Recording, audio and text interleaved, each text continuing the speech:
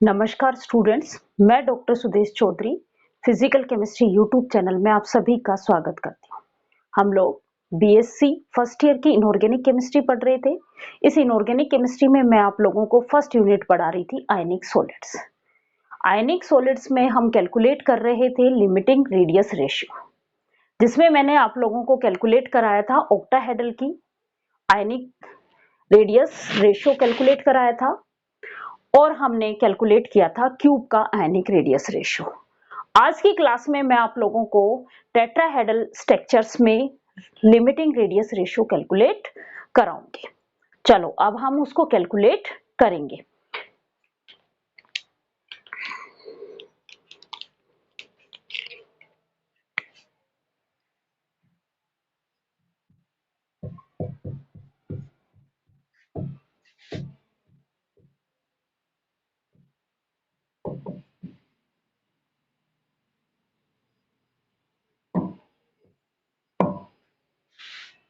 आयनिक solid पढ़ रहे थे जो आपकी यूनिट फर्स्ट है।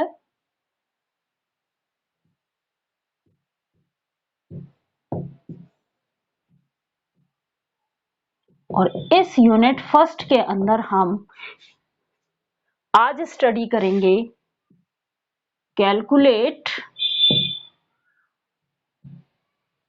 Limiting radius ratio in tetrahedral structures. आपसे एज इट इज पूछ लिया जाता है क्वेश्चंस।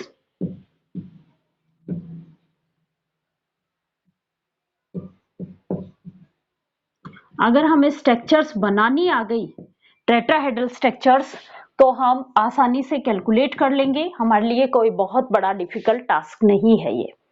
तो जैसे जैसे मैं आप लोगों को उस स्ट्रक्चर्स के बारे में बताती जाऊं वैसे वैसे अपने ध्यान में इसको लाते रहो। मैंने क्या कहा था कि जब भी हम लिमिटिंग रेडियस रेशियो कैलकुलेट करेंगे तो इसके 3 रूल होते हैं। पहला रूल तो ये होता है कि इन आयंस को इस तरीके से अरेंज करते हैं जो एक दूसरे को टच करते हुए रहें, और जब हम इन आयंस के सेंटर को मिलाएं तो हमें वो स्ट्रक्चर मिले। पहला रूल तो क्या था, एनायंस का इस तरीके से अरेंजमेंट किया जाता है कि जब इन एनायंस के सेंटर को हम मिलाएं तो हमें क्या मिले, वो डिजायर स्ट्रक्चर मिले, जिसमें हम क्या कैलकुलेट कर रहे हैं, लिमिटिंग रेडियस रेशियो कैलकुलेट कर रहे हैं। जैसे हम बात करें टेट्राहेड्रल स्ट्रक्चर्स की, तो टेट्राहेड्रल स्ट्रक्चर्स में एनायंस इस तरीके से अरेंज किए जाते हैं कि जब इन एनायंस का सेंटर आपस में मिलाऊं तो मुझे एक टेट्राहेड्रल स्ट्रक्चर्स मिले। दूसरी बात, इनके सेंटर में हम कैटायन रखते हैं और ये जो कैटायन है ये भी इन एनायनों के चारों ओर इस तरीके से घिरा हुआ रहता है कि एनायन और कैटायन एक दूसरे को टच करते हुए रहते हैं। तीसरी बात, इस कैटायन के सेंटर से हम कोई एक परपेंडिकुलर डालते हैं और इस परपेंडिकुलर को डालने से हमें क्या मिलती है, एक परपेंडिकुलर ट्रायंगल मिलती है। और उसके बाद इस परपेंडिकुलर ट्रायंगल में हम पाइथागोरस थ्योरम अप्लाई करवाते हैं और उस पाइथागोरस थ्योरम को हम सोल्व करते हैं तो हमारे पास r plus upon r minus की वैल्यू कैलकुलेट हो जाती है। यही बातें हम इसमें ध्यान रखेंगे टेट्राहेड्रल स्ट्रक्चर्स में। अब देखो, टेट्राहेड्रल स्ट्रक्चर्स को बनाने के लिए मैं आपको एक क्यूब के बारे में बताती हूँ कि क्यूब के सेंटर में जो है वो हमने एक कैटायन रखा। क्यूब के सेंटर में तो कैटायन रखा और क्यूब के एक कॉर्नर और इस कॉर्नर पे मिलने वाले 3 फेसेस, क्योंकि हमें पता है कि किस क्यूब के एक कॉर्नर से 3 फेसेस मिलती हैं। किसी भी कॉर्नर की बात करें, कोई भी कॉर्नर ले लो आपका क्यूब का रूम में, चाहे इस कोई एक कॉर्नर लो, इस कोने पे 3 फेसेस मिलेंगी, 1 2 और ये नीचे वाली। ऊपर वाले कॉर्नर पे ये साइड में 1, ये दूसरी 2 और ऊपर छत 3 फेसेस मिल रही है। मींस एक कॉर्नर पे 3 फेसेस मिलती हैं। तो एक तो उस कॉर्नर पे रख दिया और ये जो 3 फेसेस हैं इन फेसेस के डायगोनल पे हम एक एक एनायन रख देंगे तो हमें क्या मिलेगी, टेट्राहेड्रल स्ट्रक्चर्स मिलेगी। क्यूब के एक कॉर्नर सेंटर में कैटायन रखो और एक कॉर्नर और उस कॉर्नर पे मिलने वाली तीनों फेसेस के डायगोनल पे एक एक एनायन रख दिया जाए और ये एनायन इस तरीके से रखोगे कि एक दूसरे को टच करते हुए रहे। तो देखो अब मैं पहले क्यूब बनाती हूं, उस क्यूब के सेंटर में मैं कैटायन रखूंगी और एक कॉर्नर और तीन फेसेस के डायगोनल पे मैं एनायन रखूंगी।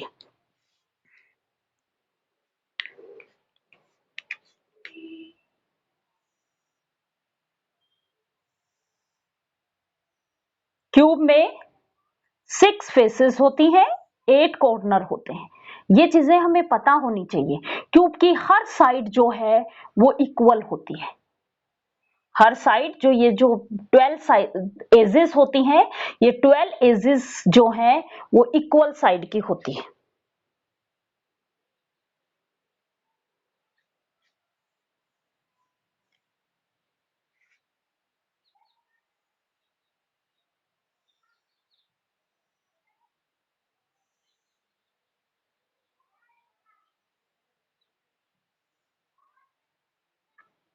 इसलिए हमें इसको इक्वल ही बनाना है, या बने नहीं तो हमें मानना है कि इसकी हर एक जो एज है वो इक्वल है। ये हमने बनाया क्यूब। इस क्यूब में ये पॉइंट है ए, ये पॉइंट है बी, ये पॉइंट है सी, ये पॉइंट है डी, ये पॉइंट है ई, ये पॉइंट है एफ, ये पॉइंट है जी और ये पॉइंट है एच। मैंने एक क्यूब बनाया, इसमें हमने ये पॉइंट्स मेंशन कर दिए। अब देखो इस पॉइंट पे जहां जहां मैंने रेड से लगाऊंगी कि इनके सेंटर में तो मैंने रख दिया कैटायन। यहां तो हमारा आ गया कैटायन,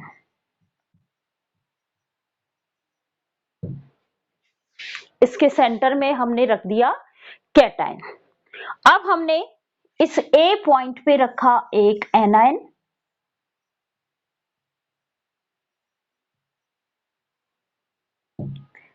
अब देखो इस ए पॉइंट से तीन फेसेस मिल रही हैं, कौन सी? ये वाली,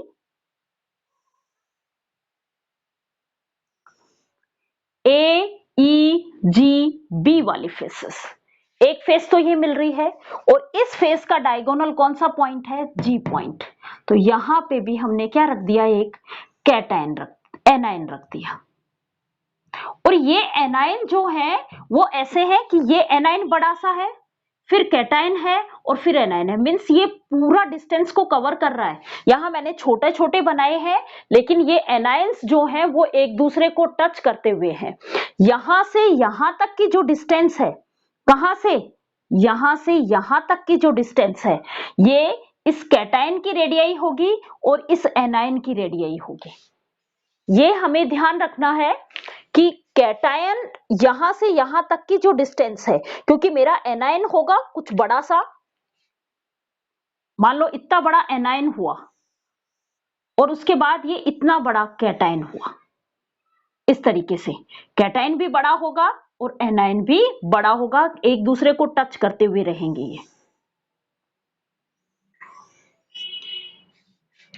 तो यहां से इसको हम पॉइंट्स देते जाएं। ये ए पॉइंट हो गया, इसके सेंटर को, किसके? कैटायन के सेंटर को मैंने ओ बोला है, तो ये पॉइंट हो गया ए ओ पॉइंट। उसके बाद एक कैटायन रख दिया, दो कैटायन रख दिए। अब देखो तीसरा, दूसरी फेसेस देखो, ये जो नीचे वाली फेसेस है कौन सी वाली? ए डी सी और बी, ए डी सी और बी, ये एक फेस है और इस फेस के इस सी डायगोनल पे एक एनायन रखा गया। क्या रखा गया है? यहां पे भी एक एनायन पुट किया गया।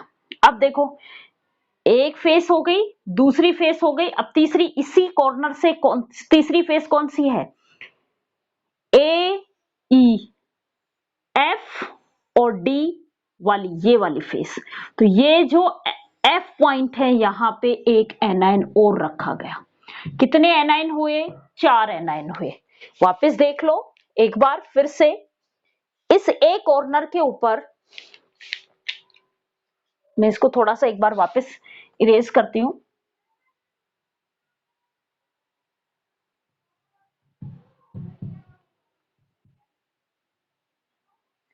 इस ए कॉर्नर पे एक एनायन है। अब इस ए कॉर्नर से कितनी फेसेस बन रही हैं? ए, ये डी पॉइंट था, ए डी सी बी वाली फेस बन रही है। एक तो एक बन रही है ए ई जी बी वाली फेस, और एक बन रही है ए ई एफ डी वाली फेसेस। हर एक फेसेस का, इस फेस का डायगोनल ये रहा, इस फेस का डायगोनल ये रहा, और ये जो फ्रंट की फेस है इसका डायगोनल ये रहा। हर एक डायगोनल पे हमने क्या रख दिया? एक एनायन पुट कर दिया। ये जो डिस्टेंस है कौन सी? यहां से यहां तक की डिस्टेंस, ये डिस्टेंस होगी मेरे पास इस कैटायन की रेडियाई प्लस में एनायन की रेडियाई। अब मैं एनायन और कैटायन नहीं बना रही हूं क्योंकि होच पोच हो जाएगा। इतना बड़ा कैटायन होगा, एनायन होगा, इतना एनायन होगा, दोनों एक दूसरे को टच करते हुए रहेंगे। इतना तो कैटायन हो गया मान लो, और इतना एनायन हुआ, बड़ा सा एनायन है। तो ये जो डिस्टेंस है कौन सी? ओ ए। ये डिस्टेंस मेरे पास होगी कैटायन की रेडियाई प्लस में एनायन की रेडियाई। उसके बाद हम क्या करते हैं कि ये फेस का डायगोनल है एक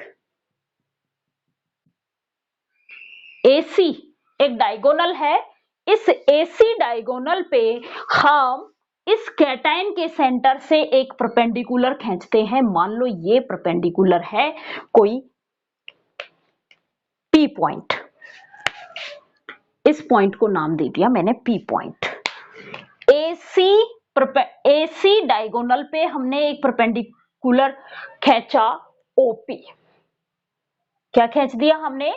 OP परपेंडिकुलर खींचा। अब देखो, ये तो मुझे पता है कि यहां से यहां तक की जो डिस्टेंस होगी, यहां से यहां तक की डिस्टेंस होगी मेरी एनायन की डिस्टेंस होगी, क्योंकि इतना बड़ा ये एनायन आएगा और इतना बड़ा ये एनायन आएगा। मींस इस डायगोनल की जो पूरी डिस्टेंस है ये दो एनायन की रेडियाई के इक्वल है। भाई देखो, इस डायगोनल पे दो एनायन है, एक ये रहा एनायन और ये रहा एनायन, और ये दोनों एनायन एक दूसरे को टच कर रहे हैं। मींस इस पूरे डायगोनल पे दो एनायन की रेडियाई है। तो ये पूरे डायगोनल की जो रेडियाई है ये तो है आपकी 2r माइनस। जो AC डायगोनल है ये तो है 2r माइनस। तो AP ये हाफ डिस्टेंस होगी। भाई किसी भी डायगोनल पे जब हम परपेंडिकुलर डालते हैं तो वो परपेंडिकुलर उस डायगोनल को दो इक्वल पार्ट में डिवाइड करता है। तो ये AP ये इक्वल होगा PC के, और ये इक्वल होगा R माइनस। तो मुझे AP की डिस्टेंस भी पता चल गई, मेरे पास AP भी आ गया R माइनस। Equation number 2। अब मैं एक ट्राइंगल कंसीडर कर रही हूं, right angle triangle. Consider right angle triangle. कौन सी वाली? ये वाली AOP। क्या करूंगी? AOP वाली राइट एंगल ट्राइंगल काम में ले रही हूं, ये वाली ट्राइंगल। अब इस ट्राइंगल में ये क्या है? कर्ण। ये क्या है? परपेंडिकुलर। और ये क्या है? इसका बेस। तो पाइथागोरस थ्योरम लगाऊंगी, और पाइथागोरस थ्योरम क्या कहती है? कर्ण का स्क्वायर ये इक्वल टू होता है आधार का स्क्वायर प्लस में लंब का स्क्वायर, यही होता है। तो consider a right angle triangle AOP। इसमें OP square, sorry OA square ये इक्वल टू होगा AP स्क्वायर प्लस में OP स्क्वायर। अब देखो आपको किस किस की डिस्टेंस पता है। आपको ये भी पता है कि ये वाली डिस्टेंस ए और ओ, ये डिस्टेंस भी हमें पता है। क्या है? ए और ओ। ए ओ किसके इक्वल है? आर प्लस प्लस के आर माइनस के इक्वल। ये डिस्टेंस भी हमें पता है। ए पी, एपी भी हमें पता है आर माइनस। हमें क्या नहीं पता? ये ओपी नहीं पता। लेकिन हमें ये पता है कि ये जो ओपी है, जो आपने ये जो परपेंडिकुलर खींचा है, ये परपेंडिकुलर क्यूब की किसी भी एज का हाफ होगा। क्या ध्यान रखना है आपको? ओ जो ओपी है, ये जो एच सी लिखा हुआ है मैंने, इसका क्या होगा? हाफ होगा। ओपी जो है, ये एच सी लिखा है, इसका क्या होगा? हाफ होगा। ओपी ये इक्वल टू होगा हाफ एच सी, ये इक्वल टू होगा हाफ एच सी। अब इसकी वैल्यू निकालने के लिए मुझे एक ट्राइंगल कंसीडर करना पड़ेगा। इसकी वैल्यू कैलकुलेट करने के लिए निकालो, ट्राइंगल कंसीडर करो। राइट एंगल ट्राइंगल, यहां पे मैं एक राइट एंगल ट्राइंगल कंसीडर कर रही हूं क्योंकि मुझे पता है कि क्यूब के इनके बीच में ये जो एंगल होता है ये 90 डिग्री का होता है। आप देख लो अपने पास कोई भी दो फेसेस के बीच में जो एंगल होता है वो 90 डिग्री का एंगल होता है। तो मैं एक ट्राइंगल कंसीडर कर रही हूं, right angle triangle A B और सी। कौन सी ट्राइंगल लूंगी? ए बी और सी। जब मुझे इस साइड का पता चल जाएगा तो ये, क्योंकि मैंने आपको बोला था क्यूब की हर साइड जो है वो इक्वल होती है, तो उससे हम किसकी वैल्यू निकाल लेंगे? इस ओपी की वैल्यू निकाल लेंगे। यहां इस इक्वेशंस को तो नंबर दे दो आप 3 और इस इक्वेशंस को नंबर दे दो 4। अब हम कंसीडर कर रहे हैं किसकी वैल्यू निकालने के लिए? इस ओपी की वैल्यू निकालने के लिए मैं एक ट्राइंगल कंसीडर कर रही हूं। कौन सा? ए बी और C. Consider right angle triangle A B C. Pythagoras theorem लगाओ। ए सी स्क्वायर ये इक्वल टू हो गया ए बी स्क्वायर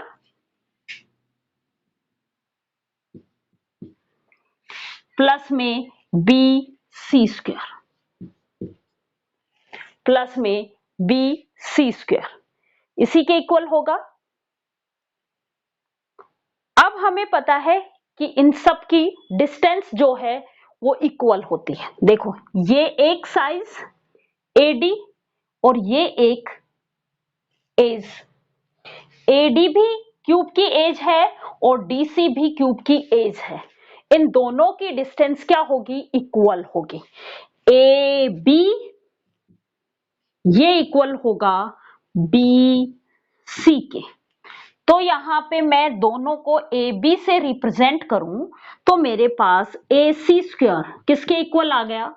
इसको भी मैंने ए बी स्क्वायर लिखा और इसको भी मैंने ए बी स्क्वायर लिखा। मीन्स मेरे पास ए सी स्क्वायर की वैल्यू आ गई 2 AB स्क्वायर। इस 2 को इधर भेज दो और ए सी स्क्वायर जो है वो होगा 2R माइनस। देखो R माइनस और R माइनस कितना होगा? 2R minus. तो ए सी स्क्वायर तो मेरा है 2R माइनस, इसका whole square equal to 2AB square. यही है। इस 2 को मैं इधर भेजा तो एक 2 से ये एक 2 कैंसिल आउट हो गया, ये बच गया 2R माइनस का स्क्वायर, ये बच गया मेरे पास AB का स्क्वायर। भाई इस 2 को इसके इधर भेजोगे तो 2 का स्क्वायर 4 को मैं 2 से डिवाइड करूंगी, क्या आएगा? 2R माइनस का square equal to AB square. Means मेरे पास AB की वैल्यू आ गई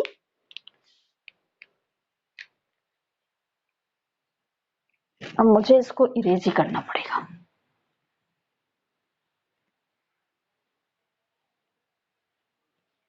मेरे पास इस इक्वेशन से ए बी की वैल्यू आ गई √2r-। इस इक्वेशंस को नंबर दे दूं मैं 5। अब ए बी क्या थी? क्यूब की एज। ए बी क्या थी? क्यूब की एज। और एच सी भी क्या है? उस क्यूब की एज। आपने डायग्राम बनाया हो तो आप अपनी कॉपी में वापस देख लो। ए बी क्या है? क्यूब की एज। और एच सी भी क्या है? क्यूब की एज। और मैंने क्या कहा था? क्यूब में जो जितनी भी एजेस होती हैं वो इक्वल होती है। तो ए बी किसके इक्वल होगा? एच सी के इक्वल। तो मैं ओपी की वैल्यू कैलकुलेट कर सकती हूँ क्या? इक्वेशन नंबर 5 से मैं एच सी की जगह वैल्यू पुट कर दूं तो इक्वेशन नंबर 4 में, तो फ्रॉम इक्वेशन 5 एंड इक्वेशन 4। अब रखो आप, ओपी की वैल्यू क्या आ गई? हाफ। एच सी की वैल्यू क्या है? √2r-। एच सी की वैल्यू क्या है? √2r-। मैं इस ओपी को ये कह सकती हूं क्या? 1/√2r-। मेरे पास ओपी की वैल्यू भी आ गई। अब ओ ए स्क्वायर भी है, ये रहा। एपी भी है, ये रहा। और अब हमने ओपी की वैल्यू भी कैलकुलेट कर ली। इन सभी वैल्यूज को मैं इस इक्वेशन में रख दूं और इक्वेशन से मैं वैल्यू कैलकुलेट करूं। अब देखो, इन सबको इरेज कर देती हूं। इसको इक्वेशन नंबर दे दो आप 6। अब देखो, इक्वेशन नंबर 6 से तो ओपी की वैल्यू, अब मैं कौन सी इक्वेशंस की बात कर रही हूं? इक्वेशन नंबर 3 में। इक्वेशन नंबर 3 में इन सब की वैल्यू पुट करो। पुट करो ये सब इरेज कर रही हूं। ओ ए स्क्वायर क्या है? आर प्लस प्लस का आर माइनस का square equal to AP square क्या है? आर माइनस का square plus OP square. OP की वैल्यू 1/√2r-। जब मैं इसका स्क्वायर करूंगी तो 1/2r- का स्क्वायर क्या आ जाएगा? 1/2r- का स्क्वायर। इसको सोल्व कर लो।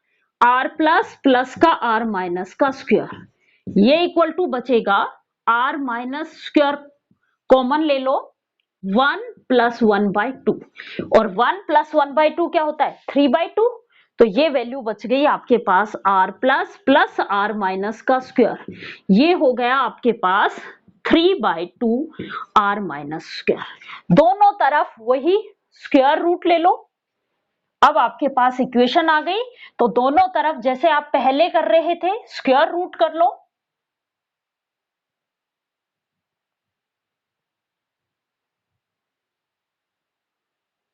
इस वैल्यू से स्क्वायर रूट करो। r प्लस प्लस का r माइनस किसके इक्वल होगा? √3/2 r minus. √3/2 r minus. Minus वालों को एक साइड लेके जाओ। r प्लस ये इक्वल टू होगा √3/2 r minus minus r minus. क्या कॉमन आ गया? r माइनस कॉमन आ गया। r प्लस ये इक्वल टू होगा √3/2 माइनस 1 r माइनस। √3/2 की वैल्यू होती है 1.225। √3 की जो वैल्यू हो, √3/2 की जो वैल्यू होती है